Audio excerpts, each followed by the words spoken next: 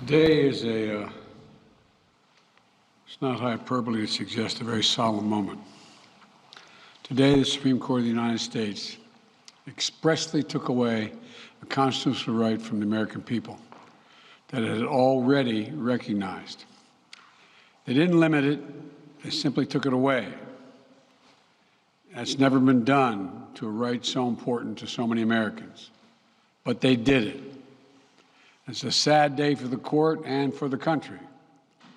50 years ago, Roe v. Wade was decided and has been the law of the land since then.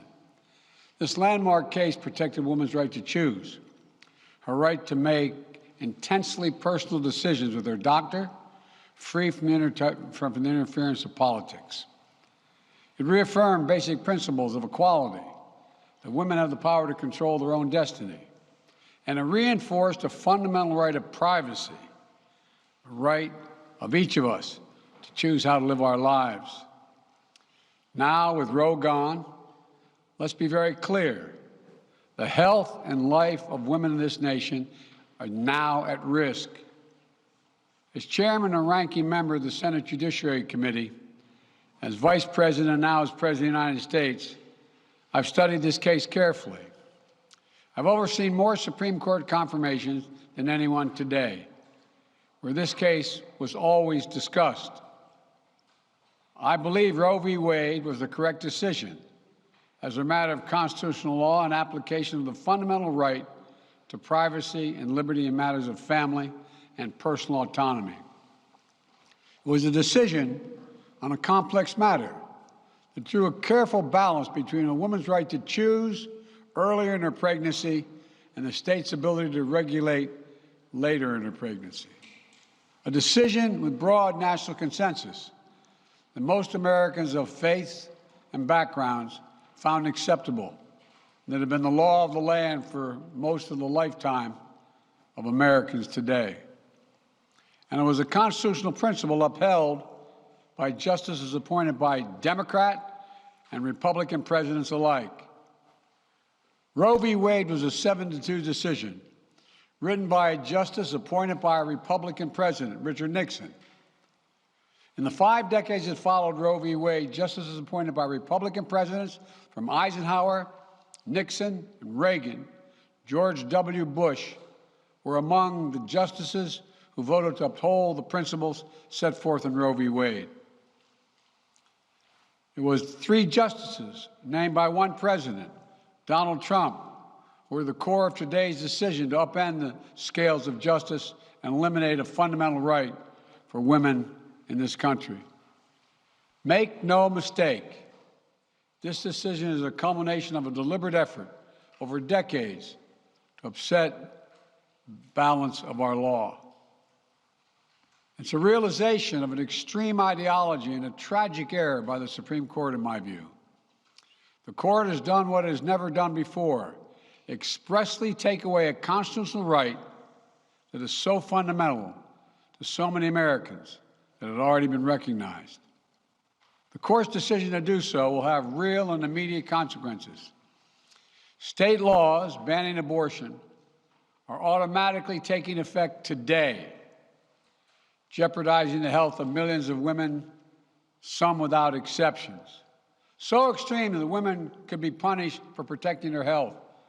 So extreme that women and girls were forced to bear their rapist's child. With the child, a consequence. It just stuns me. So extreme that doctors will be criminalized for fulfilling their duty to care. Imagine having a young woman have to carry a child of incest as a consequence of incest. No option. Too often the case. The poor women are going to be hit the hardest. It's cruel.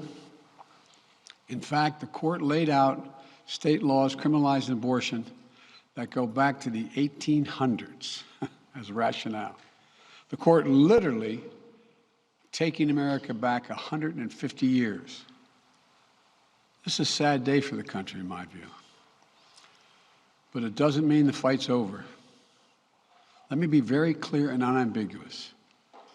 The only way we can secure a woman's right to choose, the balance that existed, is for Congress to restore the protections of Roe v. Wade as federal law. No executive action from the president can do that. And if Congress, as it appears, lacks the votes to do that now, voters need to make their voices heard. This fall, we must elect more senators and representatives who will codify women's right to choose into federal law once again. Elect more state leaders to protect this right at the local level. We need to restore the protections of Roe as law of the land. We need to elect officials who will do that. This fall, Roe is on the ballot. Personal freedoms are on the ballot. The right to privacy, liberty, equality, they're all on the ballot. Until then, I will do all in my power to protect a woman's right in states where they will face the consequences of today's decision. While the court's decision cast a dark shadow over a large swath of the land, many states in this country still recognize a woman's right to choose.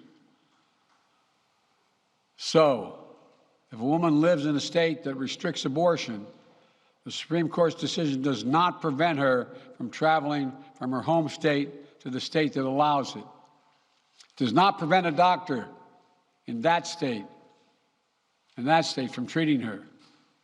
As the Attorney General has made clear, women must remain free to travel safely to another state to seek care they need.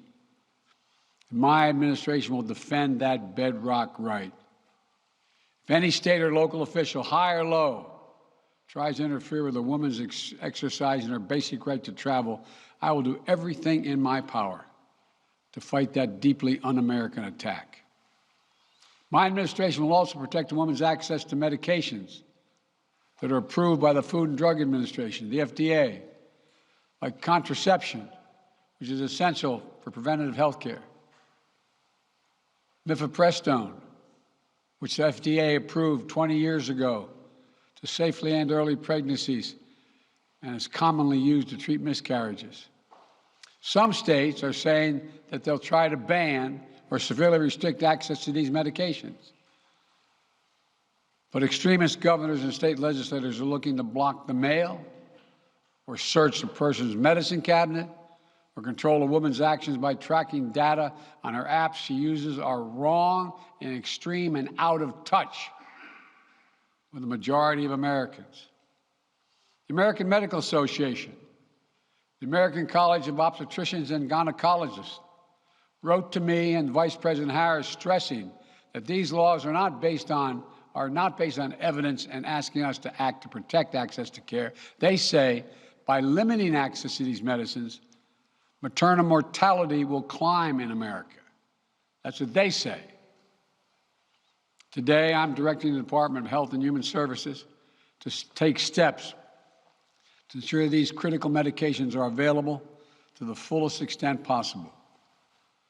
And the politicians cannot interfere in the decisions that should be made between a woman and her doctor. And my administration will remain vigilant as the implications of this decision play out. I've warned about how this decision risks the broader right to privacy for everyone. That's because Roe recognized a fundamental right to privacy that has served as a basis for so many more rights that we've come to take for granted, that are ingrained in the fabric of this country. The right to make the best decisions for your health. The right to use birth control, a married couple in the privacy of their bedroom, for God's sake. The right to marry the person you love. Now, Justice Thomas said as much today. He explicitly called to reconsider the right of marriage equality, the right of couples to make their choices on contraception. This extreme and dangerous path the court is now taking us on. Let me close with 2 points. First, I call on everyone, no matter how deeply they care about this decision, to keep all protests peaceful. Peaceful, peaceful, peaceful. No intimidation. Violence is never acceptable. Threats and intimidation are not speech. We must stand against violence in any form, regardless of your rationale. Second, I know so many of us are frustrated and disillusioned that the court has taken something away that's so fundamental. I know so many women are now going to face incredibly difficult situations. I hear you. I support you. I stand with you.